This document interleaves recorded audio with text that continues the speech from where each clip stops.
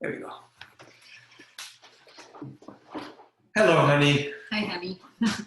Hi, we're Cesar and Pam with cesarandpam.com. And you can grow your business without losing your soul, your family, or your health in the process. Thank you for logging in. If this is the first time you are checking out this recording or this live, Pam and I, we've been married for 30 years. We got married when we were 10 years old. That's not true. We're 11. And we have 6 kids. And we have been building an online business, network marketing business for the last 7 years. And something that we have noticed throughout the years is how many of our friends, many of our business associates want to build a business, go to the top, but in the process, you end up sacrificing what's most important many times. Your relationship with God, your marriage, your parenting, your health, or your finances. And what we believe is that God gave us resources so that if we are faithful with those resources, He will actually help you become successful if He wants to, for you to use those resources to multiply and bless others. So like John Maxwell says, careful not climbing a ladder and finding out that when you're at the top, you realize that the ladder is leaning against the wrong wall. So every week we talk about different subjects. Sometimes we talk about a relationship with God. Sometimes we talk about marriage, parenting, finances, and health. And right now we're going to close a loop that we started last week talking about children. Should you have children? And last time we talked about... Last week we talked about the myth that children are a burden. And really we talked about how children are a blessing. Yes. And that, our society, our culture wants to say that children are a burden, but that's not what God says. And His word is what counts. Yeah, so that's number one. The other 2 lies is what we're going to cover today. And lie number 1 is, for today, is you can do it all. You can do it all. We live in a humanistic culture where you're supposed to pursue your own personal happiness at the expense of everything else. And what we're saying is that that is not the most strategic way of looking at life, the way God designed it. And God gave us laws and principles, not to restrict us, but to empower us, because He knows what fulfills us, right? We were watching, tell us about the show that we're watching, Pam, called Heartland. We're watching Heartland. Maybe are you familiar with that show? Yeah, well, we just found out about it because apparently there's 14 seasons and we're on season 5 now. If you love horses, it's really fun. But it's really about family, and it's about choices that people make. And what really just drew us in is that people are making choices for family. They were saying, family is what is most valuable and most important. So yeah. What's it about? Tell us what the show's about. Well, there's a family that lives in Alberta, Canada, and they live on a ranch with horses. And the grandfather is the primary, figure, the stable figure in the show. And he had a daughter. He and his wife has passed away. They had a daughter who also passed away, and she had 2 daughters. And their father had left them. She was a single mom raising them. And it's about the lives of these 2 girls, really, and this family.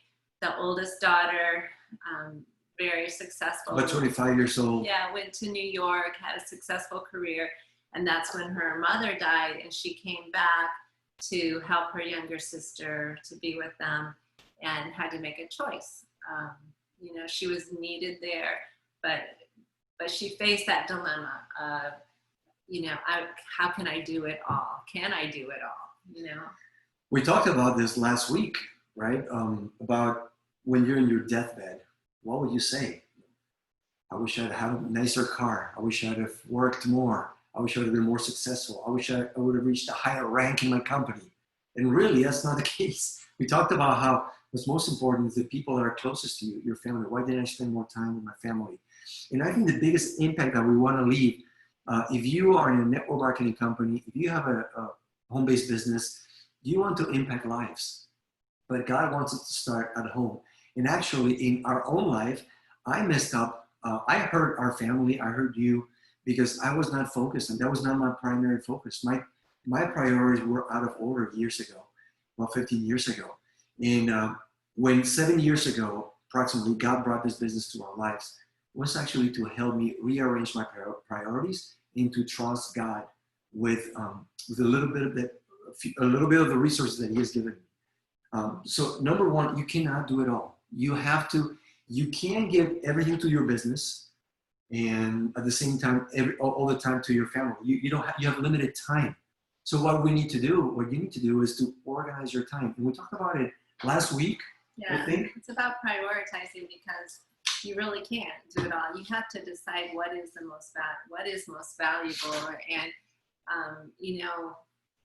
there are people that decide, that their career is most valuable and they put all of their attention there, all of their time.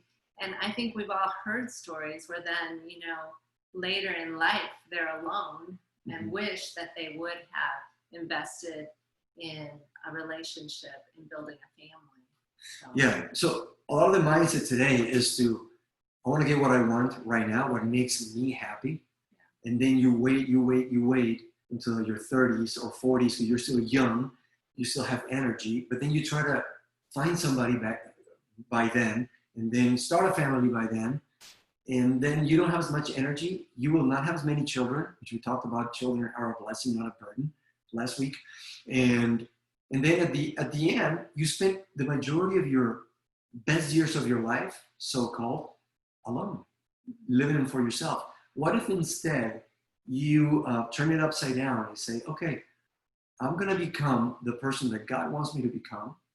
Interestingly enough, it's in the family where the toughest leadership project exists, to learn to lead each other in a relationship and then lead children made in your image and likeness, just like God made us in His image and likeness, is the best way for us to get to know God, for us to grow in character. And then if you have children, you're going to find out that you're going to find out that you still have time. We talked about it before. We have two of our kids are already out of the house. 26 and 24, Natalia and Cesar Jr. And then we have a 20-year-old and a 16-year-old still at home, but they're pretty independent. As they reach a certain age in the teenage years, they start building their own life. And that's how God designed it. And then our youngest ones, Jaden and Lucas, who are 13 and 12, we're experiencing the tail end of spending a lot of time with them. And the days are going to come when they're going to become more independent. And guess what? We're still going to have a long time, if God willing, to spend with each other. To spend together. Yeah, to spend together. Yeah. And we will have the foundation of having built a family, raised children together. And so what we're saying is, if you haven't listened to this, send me a message. When we have a conference, we talk about the example that Stephen Covey from the 7 Habits of Highly Effective People talks about in one of his books about time management. This jar is the available time that you have, and the rocks is the things you can do in life. And there's only the big rocks, you can fit only about 3 or 4 in here. And the moral of the story is the big rocks only fit if you put them in first. So make sure that having children is a priority in your life. Say something about life. Okay. Yeah.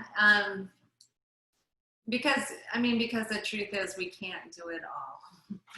And I think we all have tried in different ways, and we just end up overwhelmed and frustrated. But I think if we get our priorities straight, then it is possible. I know you hear even Christians say, well, I can do all things through Christ who strengthens me. And you just better make sure that all those things are things that He wants you to be doing, right? Because there are some things that I don't think He'll strengthen you and help you to do.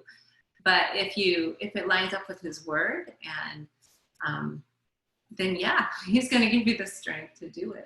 Yeah, and remember, He wants us to focus on family because He knows that's how He designed us. That is how we will be fulfilled.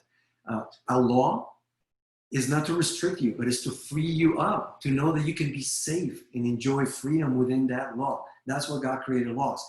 But the lie number 2 is thinking that you have time. You don't have much time. And I remember reading a history book years ago, and the history book talked about a legend about the Ayers Rock. I don't know if you're familiar with the Ayers Rock. Here it is, a picture online.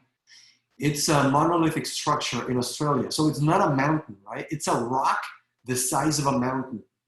And the legend says that once every 10,000 years, a little bird comes and stands on that rock to sharpen its beak. And after it's done, it flies away. 10,000 years later, another bird comes and sharpens its beak on the rock and then flies away. 10,000 years later, another bird comes and stands on the rock and sharpens its beak and flies away.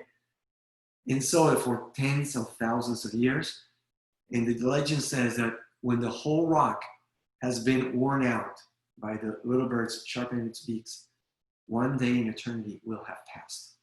It just like blew my mind when I read that example, because it made me think about how short our lives on this earth are, and how long eternity is. Should we not trust in our Creator of following the principles that He has given us on where we should spend our lives, we should spend our time? Our bodies are made of about 37 trillion cells.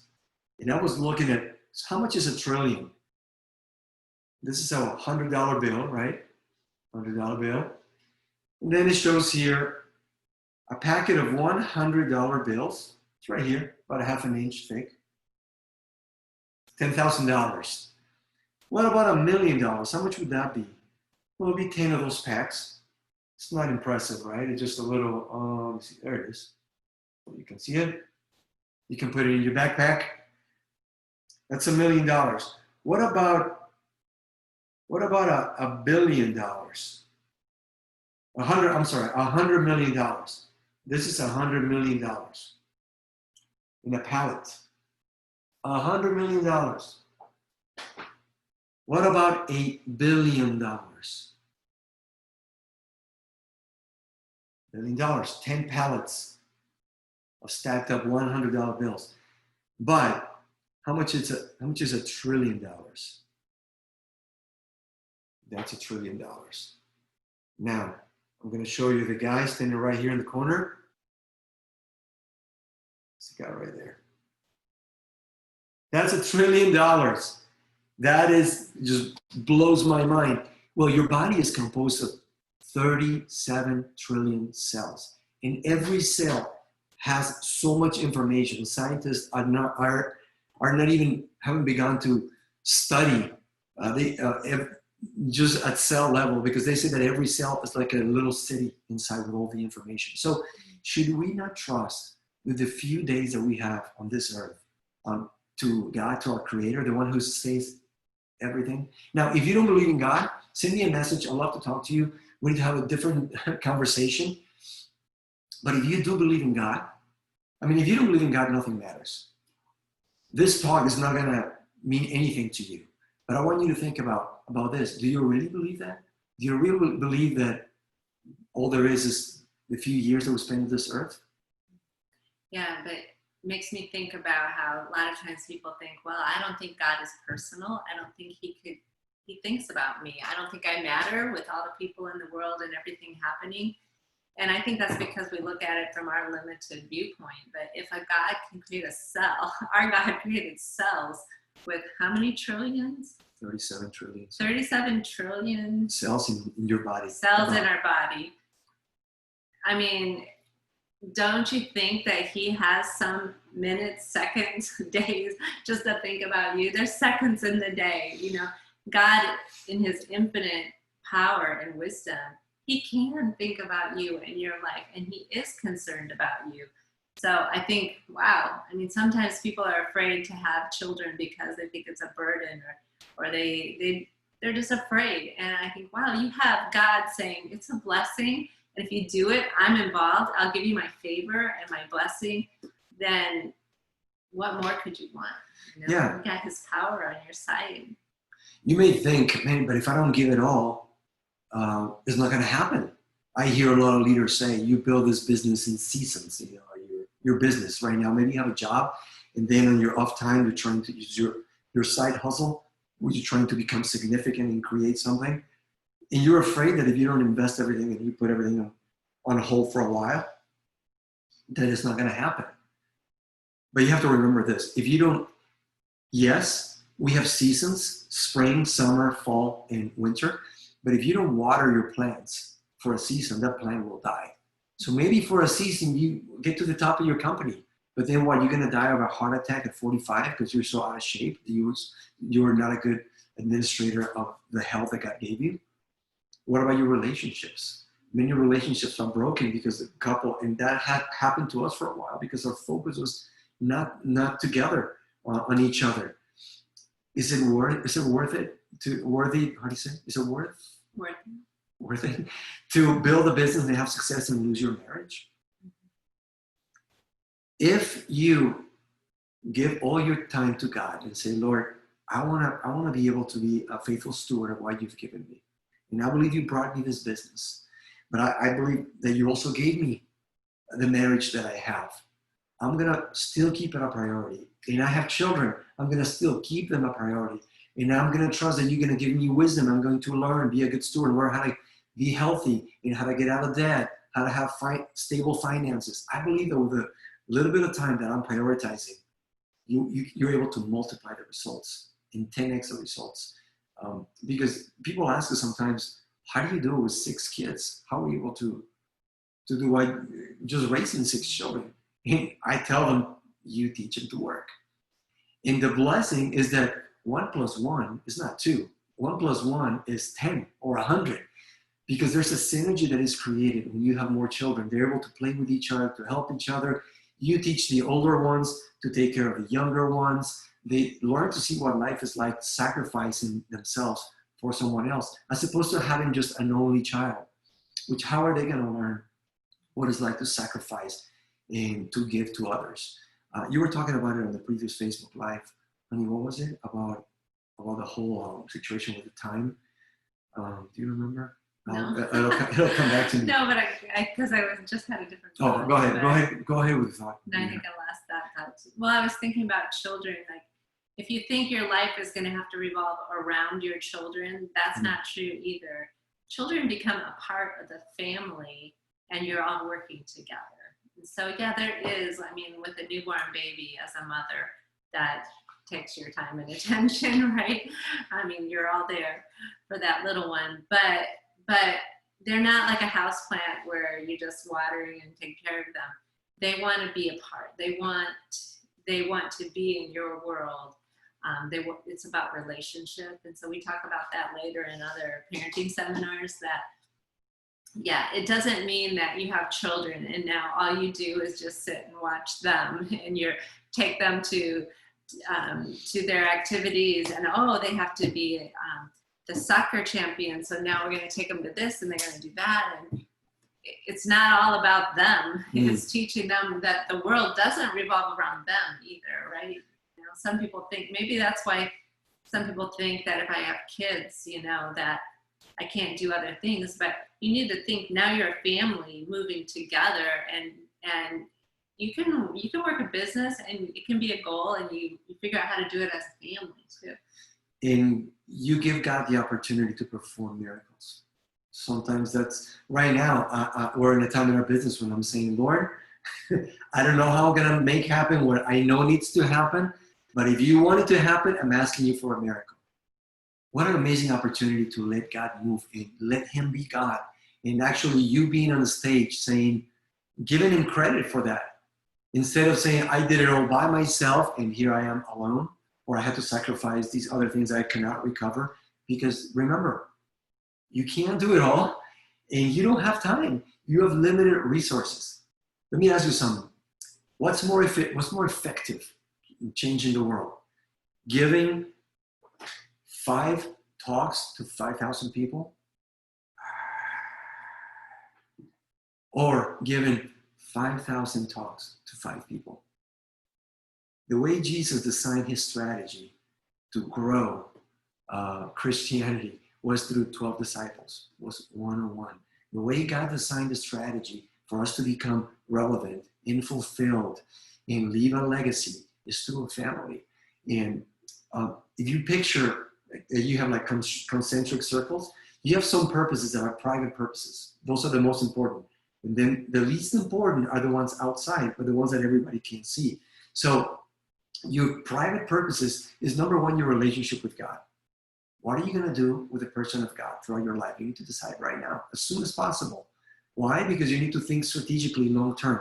Then what God gives us as a tool is our family, is a spouse. So I'm going to encourage you, if you're a young person and you don't think about having a spouse anytime soon, I want you to think about it and reconsider about whether God wants you to be prepared to grow in character, to be united with someone. Now, if you are have a boyfriend or girlfriend, you're living together, I want you to consider to marry. And if you're married, you don't have children, I want you to consider to start having children earlier rather than later. Because your private universe, your private purpose starts with the people that you can impact. That is the most practical way to grow in character and to work on your leadership skills. And then as that happens, then God can give you public purposes, public a calling. But don't sacrifice the external for the internal. The internal goes first.